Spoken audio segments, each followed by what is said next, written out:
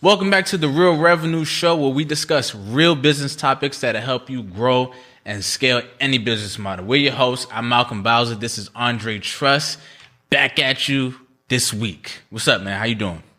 I'm good, brother. I can't complain. How you doing? I am really good, man. Really good. Nearing the finish line on these on this project, on these courses that we got coming out. Really excited. Super dope. Super dope. Malc has been working around the clock for you guys, by the way. Bruh. Just so you guys know, I want to put that out there. He's always so modest about it. Like, yeah, we're coming to the finish line. This man has been working around the clock, man. I cannot wait for you guys to see it. I got a sneak peek. I was one of the special ones that got a sneak peek. So yeah, man. I'm pretty excited for it. It's coming along well. It looks phenomenal. Thank you. I think this is gonna do what it needs to do, bro. Me too, man. Like, and that's all I keep saying to myself. Like, this is gonna work out. This is gonna work out. This is gonna work out. That's all I keep saying to myself. But this actually, because like I'm getting actually so close to like launching this, it kind of got me to thinking about like I thinking bigger when it comes to some of these goals. Because I remember December of 2020, I came to you and I called you. I was like, yo, I need to talk because 2021, I was like, I need to have a big year. Like, I want to, make six figures in my business. And the conversation me and you had, I thought was so dope because the way you were just kind of like, okay, six figures, like, yeah, like it's so many ways to skin a cat. Like, it's mad different ways you can do that.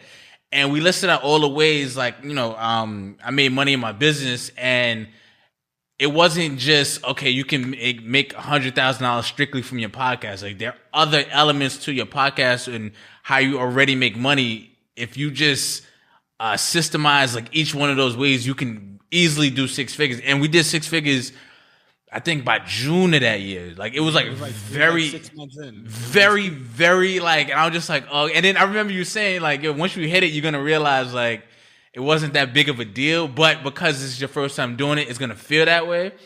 And I remember, like, again, it was June something, like I forget, like middle of June. I was just like, oh wow, okay, he was right. It was doable. Right, it's very doable. But now I see a lot of entrepreneurs, right, like starting off from beginning, like, later than when I've started off. And six figures is a goal, and I get it because, like, I'm not saying any amount of money is a little amount of money, but I do think now, because there's so many different ways to hit that goal, that is really, it kind of is a small goal, you know what I mean? And I feel like we can aim higher. So I got a question for you, bro. Yeah. So from your perspective, obviously you came from having that mindset, right? Before like we had that conversation. Why do you think, the six figures is this mythical thing? Like, why do you think that is? Well, I think it has something to do with a lot of business coaches. One, because six figures seems to be like, I'm a six-figure business coach, or I have 2 six-figure businesses, and a lot of people's jobs by themselves don't make six figures. So it's like, if I can create a six-figure business, whoa, you know what I mean? Mm-hmm. And this is not even thinking about like other expenses that go into your business and how much you actually take home. So that's not even, but soon as like a business hits six figures, they call themselves, I'm a six-figure business coach. You know what I'm saying? And it becomes like this mythical thing now. You know what I mean? Yeah. To where does that make sense? Yeah, I could agree with that, because it's kind of like the 30,000. Remember how I told you if you go on Google right now and it's like, what do you pay yourself? Right. Everyone's gonna say 30,000, but like it doesn't really make any sense. It has to have something tied to it. Right. So similar to what you were mentioning, right, where you say a six-figure business, a lot of people sometimes don't understand that just because you have a six-figure business doesn't mean you're making six figures. Right. Right. So that's why I try to get people to think bigger, because in order to comfortably take in six figures, that's like the person doing it, you probably need like high six figures, seven figures in order to like bring in six figures yourself, right, without feeling the pain of what it's like to do everything yourself, right? Having a team around you, having expenditures, having real stuff. So I remember that conversation I had with you pretty vividly, because I was trying not to come off as a jerk. Right, and then that's where it gets difficult, and that's where like even this episode, like I'm trying to choose my words very wisely. Yeah, because it's like 6 figures is a big deal. Passing 6 figures in the business. So let Malcolm and I rephrase this, right? And let's start from the beginning, right? This isn't to belittle 6 figures and say that that's not a big feat, right? It is a big feat. What I'm trying to belittle, and I'm going to use that word, I am trying to belittle what it takes to get there, right? Because a lot of people will get in their minds that like 6 figures is such a mythical thing that I could never get there.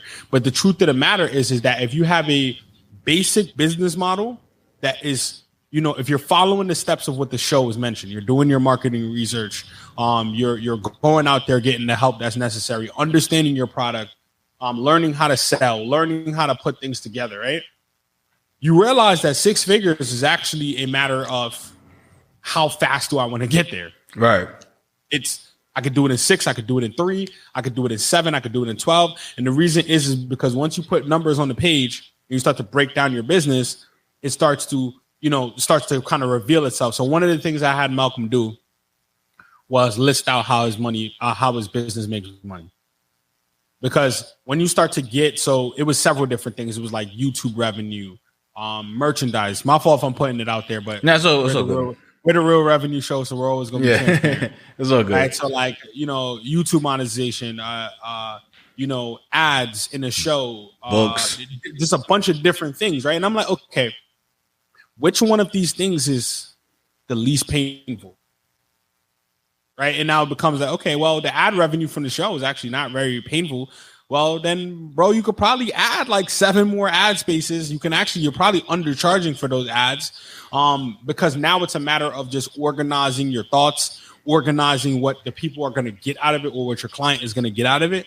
And once they see the value, you're live streaming in front of, you know, 5,000 people comfortably. Your page has over 50,000. These are real numbers. Like if I pay 500 to 1,000 for an ad, I can kind of expect to make that money back and more, right? And it's like lifetime. If you, let's say, for instance, you have a product, right? And, you know, I use, I can't remember his name right now. I'm losing it. I wanted to shout them out. It's a Black-owned business. I like them a lot. Evan Alexander is who I use for my beard stuff, right? Right. So my buddy, you know, put me onto them, but now I'm an Evan Alexander, you know, user for life. I have like a membership. They just send me my stuff. It just comes to me, and it's not even a thought in my mind, but because I'm a user, I get everybody using it. So, you know, when we were talking about that, I'm like, people really put their friends on and talk about their products. So ad space on a live show that's doing well you can charge for that, right? It doesn't have to be. I was like, yo, I think you're grossly undervaluing. Oh yeah. And it's because you were still building it up, still working through the kinks, which is something I always appreciated about you. You would give, you know, the people who believe in you at the beginning a discount in order to help you build out the process well, which I think you were doing really well on that. I just also wanted to point out, like, you were undervaluing yourself. And I knew that too. We knew that and too. I was like, so yeah, I knew that. We were going through that process of, you know, breaking down the business into these pockets. Now you understand what can be cash infused real quick to create more money, right? What part of the business is just, you know, a fly by night, right? So it's called a flywheel, right? So this is how I like to do business.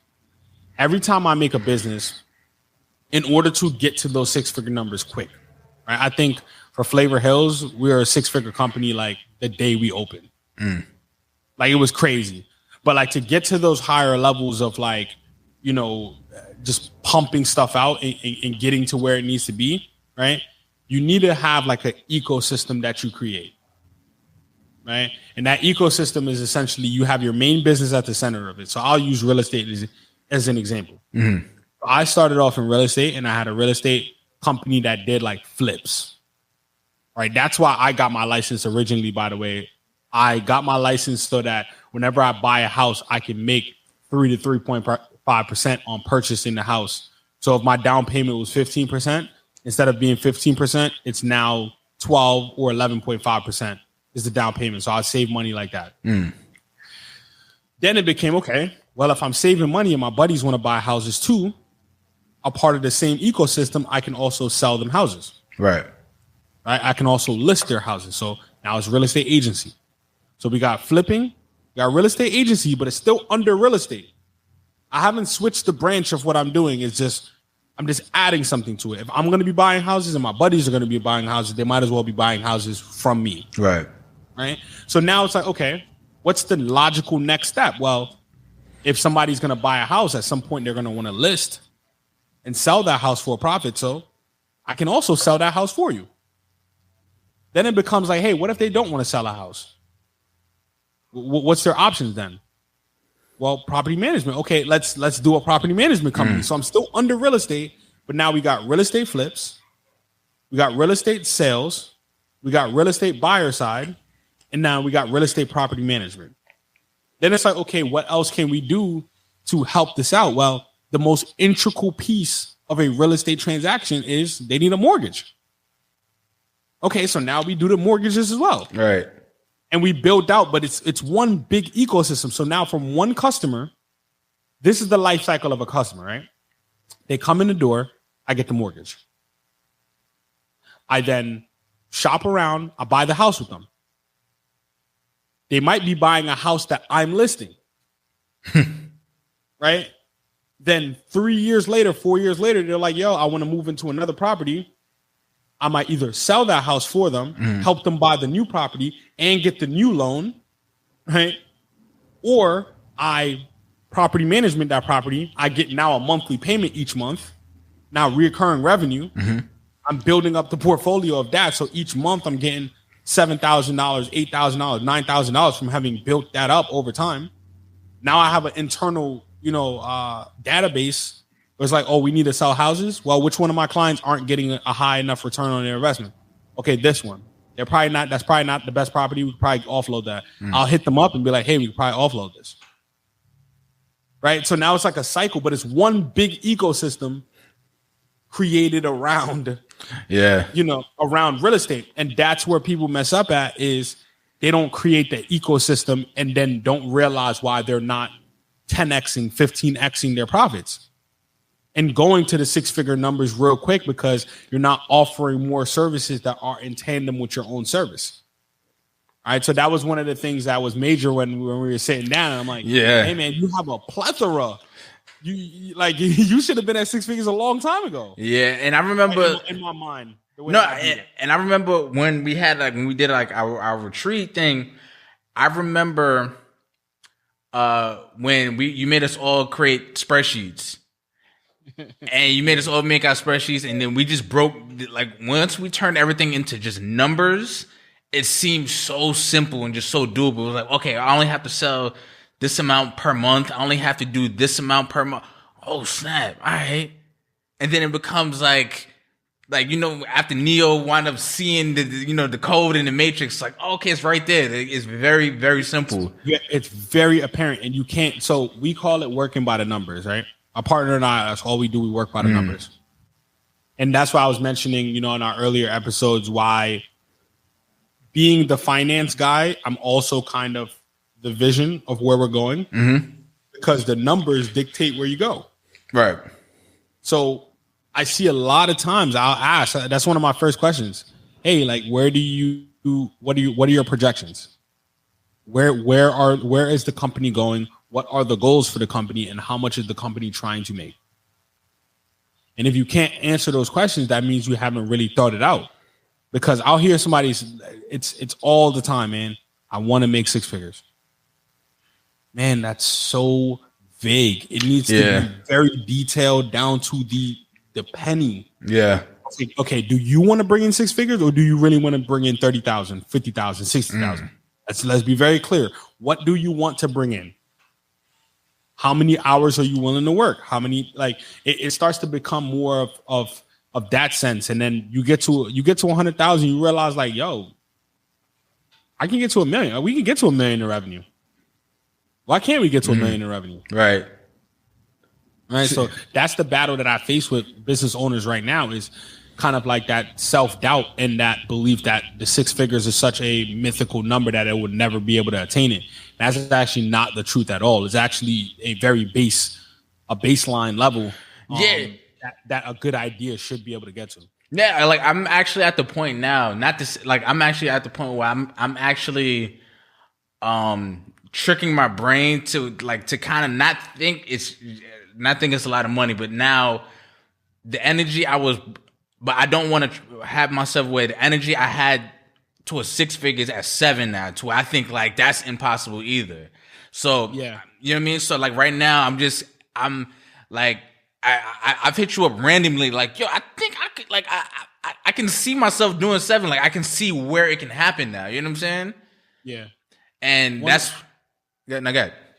One of the things that's missing too is networking.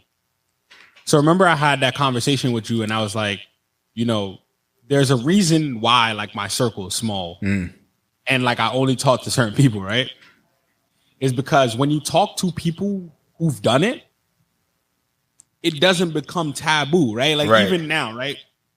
We're kind of tiptoeing around it, but I'm gonna say it: 6 figures it's not a lot.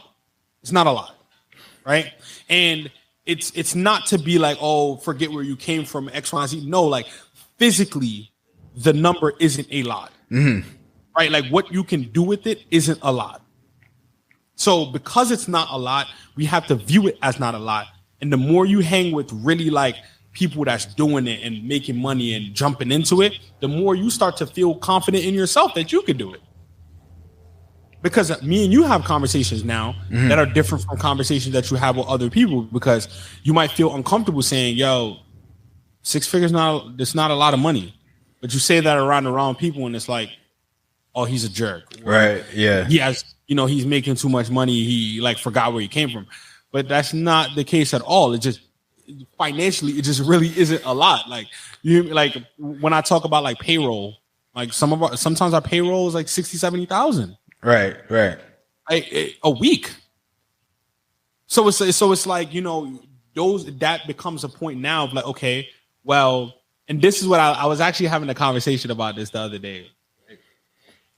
So I said people have such limiting beliefs when it comes to finances, but not realizing that there's guys out there that today lost $3 billion and don't feel it. Right? You have to really put things into perspective, right? There's people losing. I was on a call. I was on a conference call, and I'm not gonna say his name, but he's an absolute apex predator. He's raising capital, so I would jump in on calls and kind of like take notes for him. And he's like, yeah, I can't really take the volatility right now. Our account is fluctuating up and down by 50, and I just need to, we're going to stabilize a little bit more. When it gets to 100, I think it's going to be an issue. So for somebody to say their account is fluctuating 50, right? In my mind, I'm like, okay, he's rich, 50,000. He said, when it gets to 100, that will be an issue. I said, okay, 100,000. Talking about $50 million and $100 million.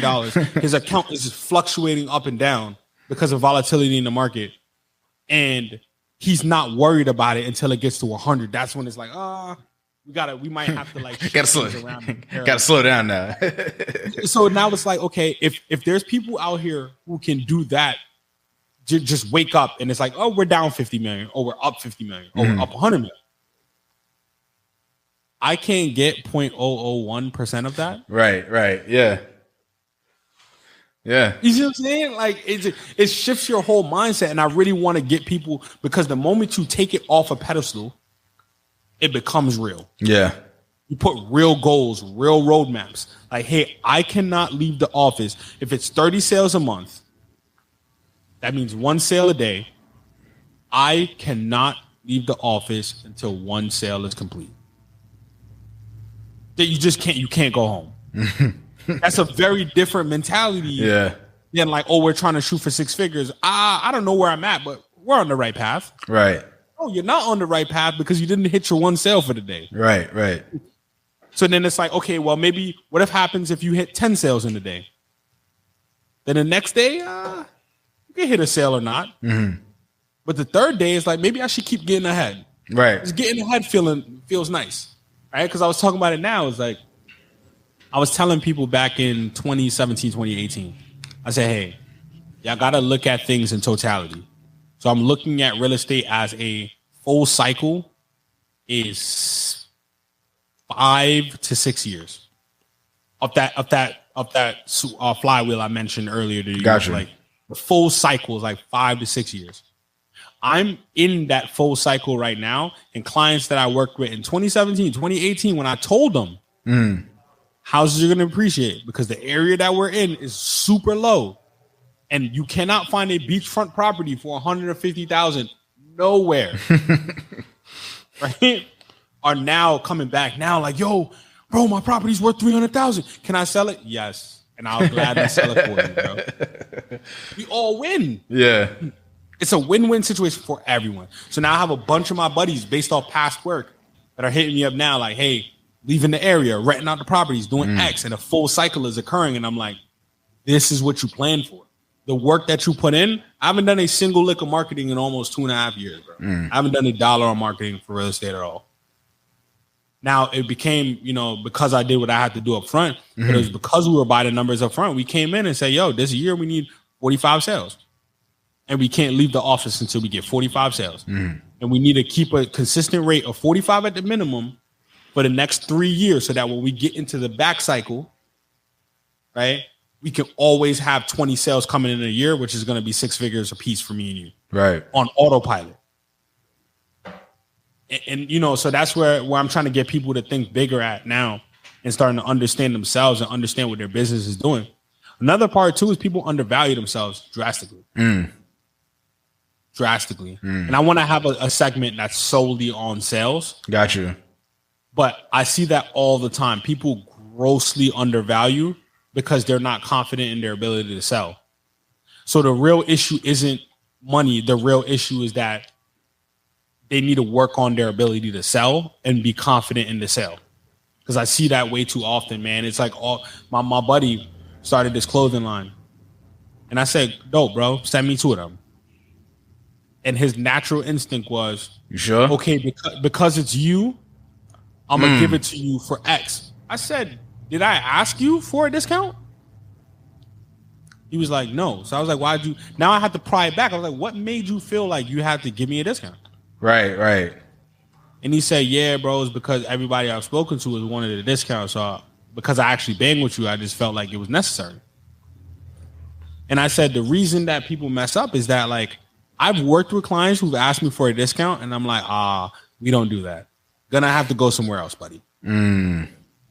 Because you wouldn't ask anyone else, right? Right. So a part of it too is the professionalism and how they run their company.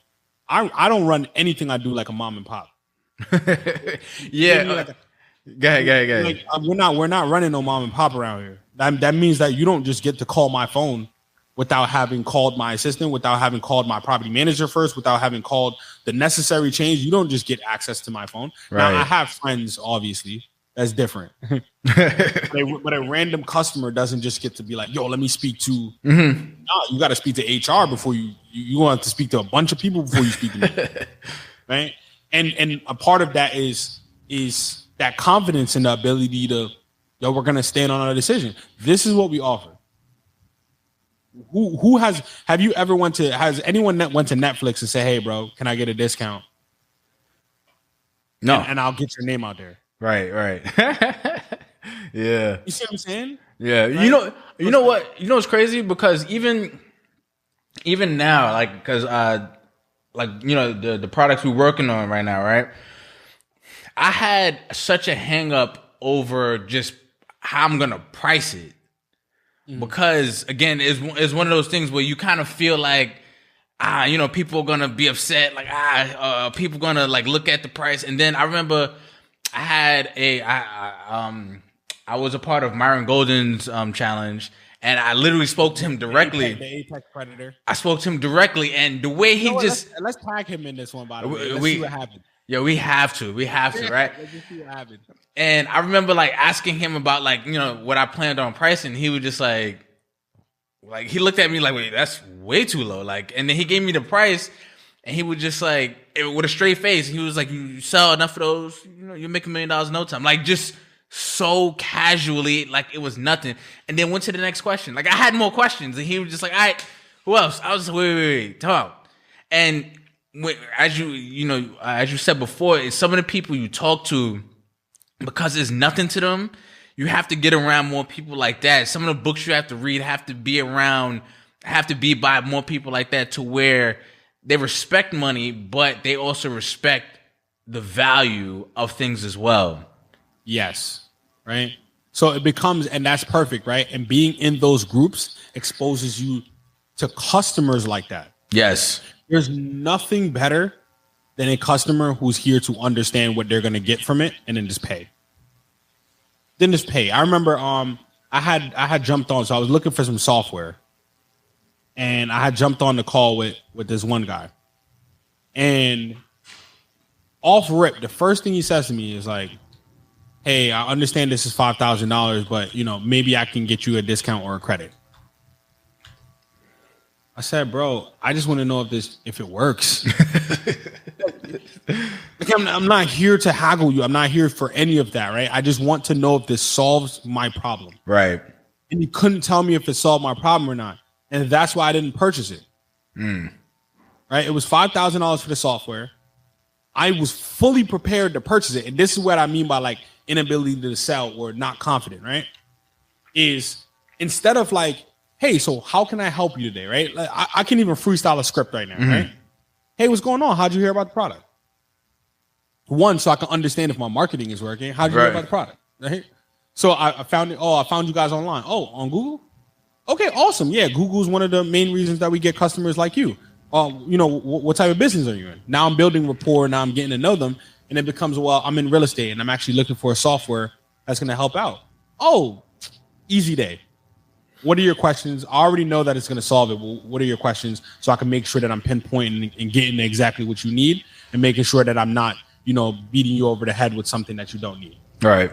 And it becomes like, oh, well, for managing our documents, we need X, Y, and Z and this and that. Okay, cool. So you're looking for document prep, right? So one of the features of our program is document prep.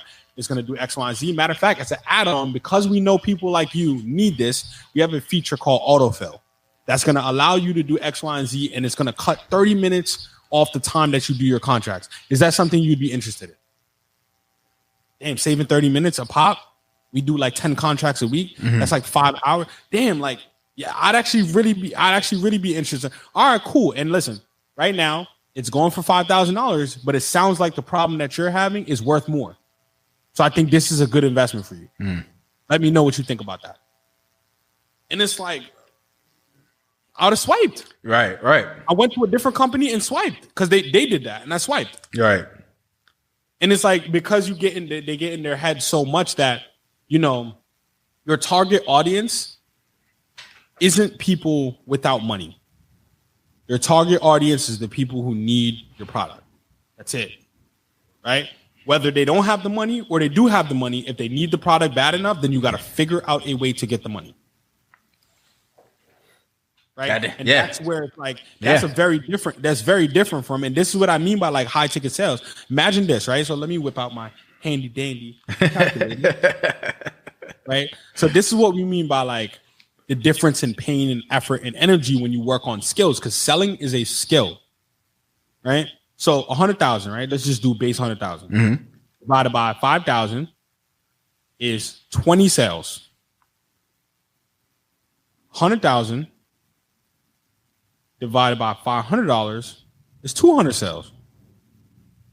I'd rather have 20 focused, dedicated calls than 200, hey, then 200, like I got to really get in the mud for it.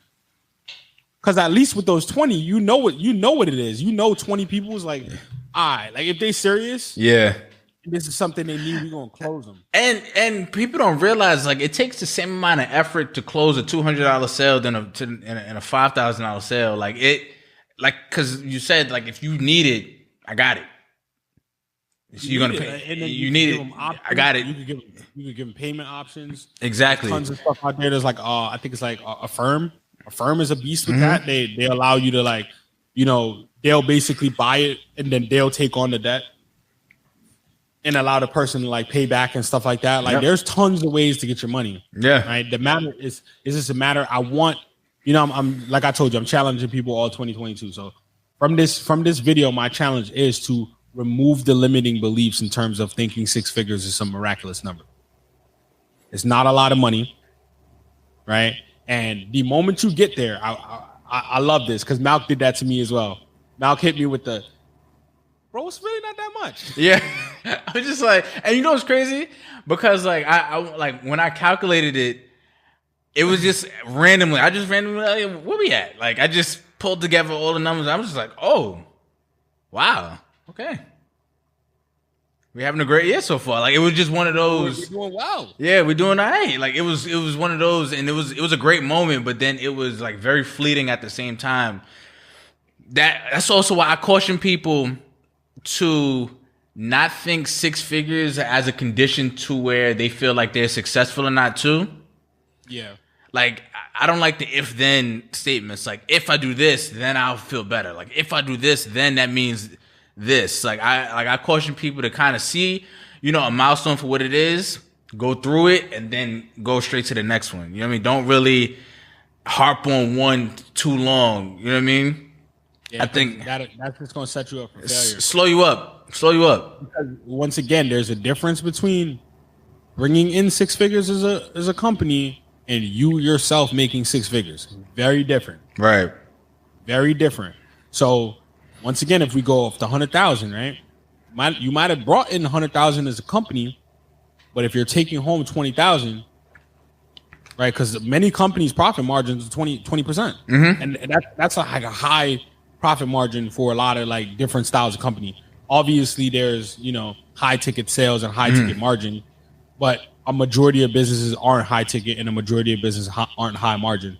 They're high volume. Right. So trying to get percentages back is very important. So you need to focus in on getting your numbers organized, understanding where you want to be and understanding your goals and putting them on paper.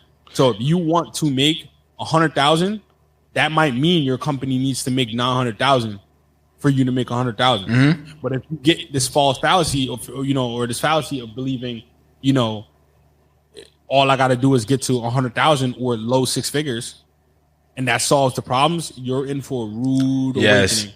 And the more and more we do the show and I get more comfortable just, spewing it out, I don't want to lie to people. I don't want people to get misinformation from us feeling that they can use that in the real world. Right. The real world is tough. I'm going to keep on saying this, right? Business is difficult. This is not for the faint of heart.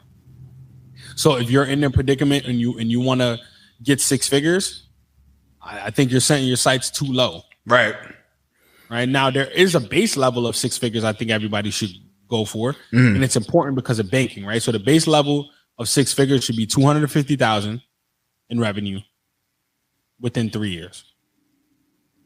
Right? I think that's of just gross revenue within 3 years, because at that point, banks will trust you and they'll give you any dollar amount you want. So 250,000, 3 years.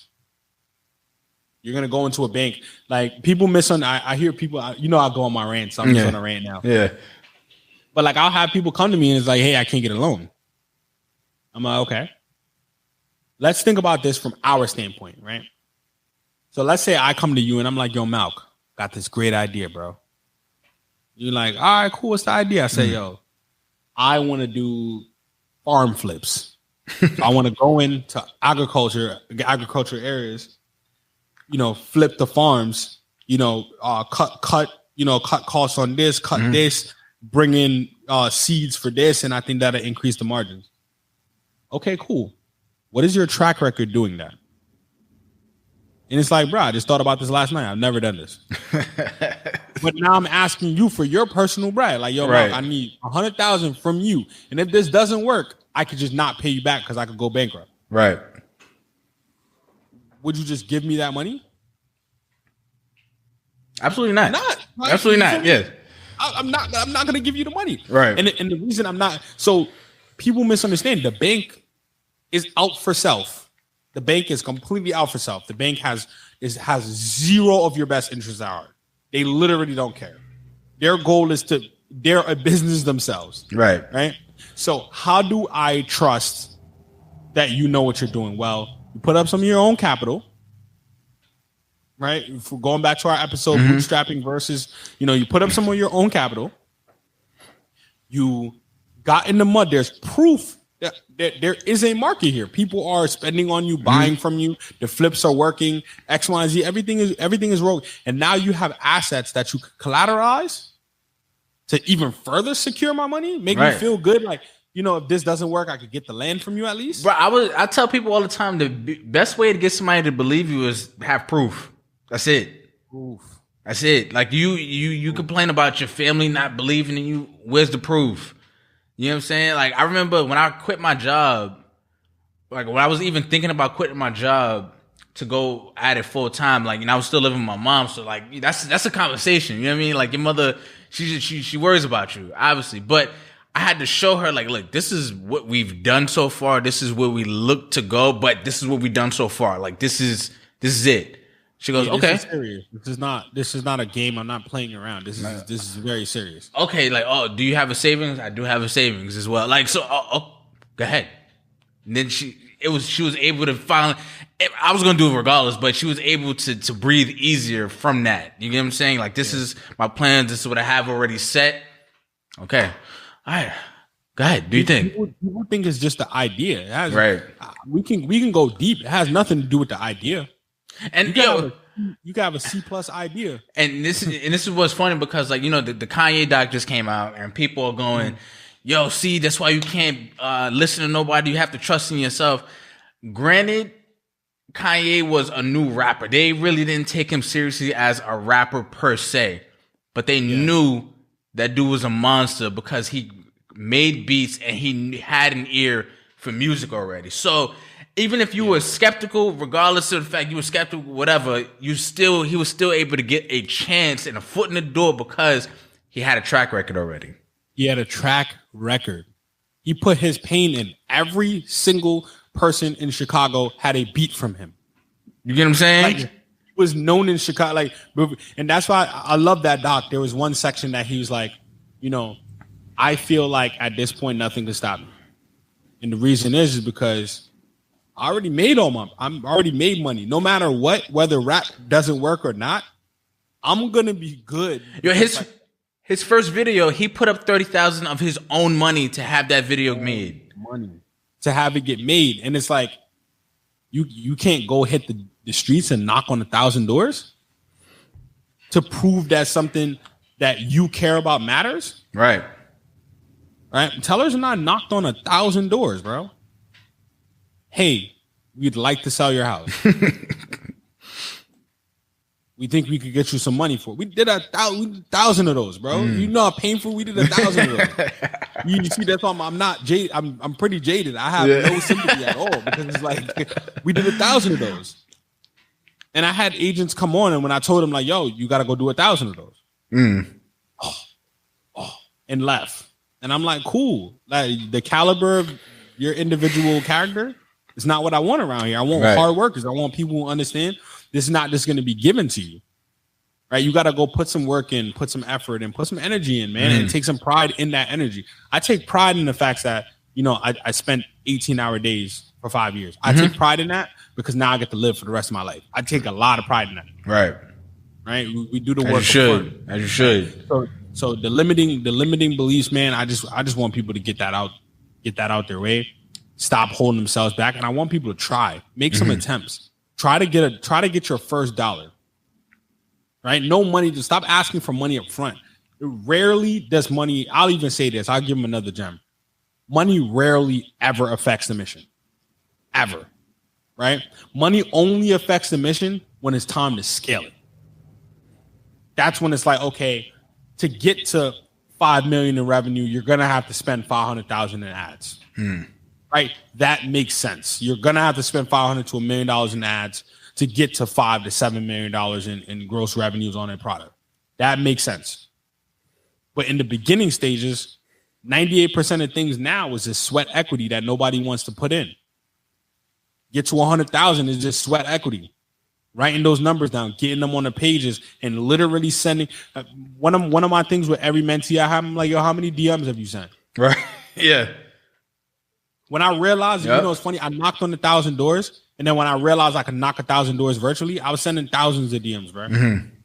I got random military personnel from all over the world that has had a conversation with me off a DM message. So it's going back to how much are you willing to put in? How hard are you willing to work? What's the effort and energy are you willing to put in? Because I can tell you that there's guys like me, there's guys like Malcolm that's not sleeping. Bruh. That's not sleeping. Listen to me. And you'll see it. The sacrifice will be worth it. But once you're in it, you don't really feel it until like you step out like, oh man, okay, I was going for it. But one of the pieces of advice I would give to people right now, like if you find yourself trying to crack that 6-figure mark, like let's say 100,000 is your number, right? You want to make 6 figures for your business. Like Dre said, and like he had us do, put it on a spreadsheet and break it down to the day, how much money you need to make per day. So 100,000 divided by 12 is like 8,300 a month. Mm-hmm. Right? Per week is like 2,000, 2,100.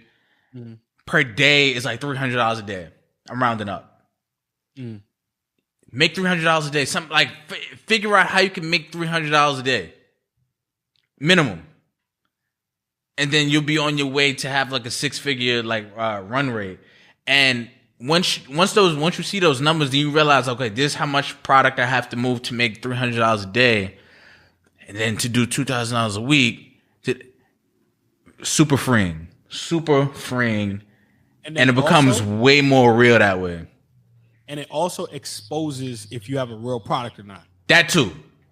It exposes it real That quick. Too. If you have to sell 7 million items to make 100,000, I think you should stop immediately. No, or you have to become more creative, because if you just have a product, right, that I can come out with the same product tomorrow and lower the price and get you because I have more money and ad spend I can spend than you, it's not a product, it's a commodity, right? So if you are able to bundle that product into what's an offer that the regular customer can't say no to where if you're selling supplements, you're selling workout supplements, and then you bundle that with some workout videos, you bundle that with a diet plan, and then you're able to increase the price to now it's not just something I can create over here, it's something that is exclusive to you.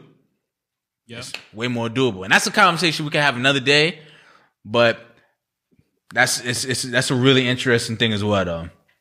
Yeah, I think I got my points off, man. I'm good on this. I feel good. I hope people listen. Mm-hmm. Right, every week I'm gonna say this, right, because I do I've done years of speaking to individuals in like public seminars and going places and getting paid to speak and talk to people.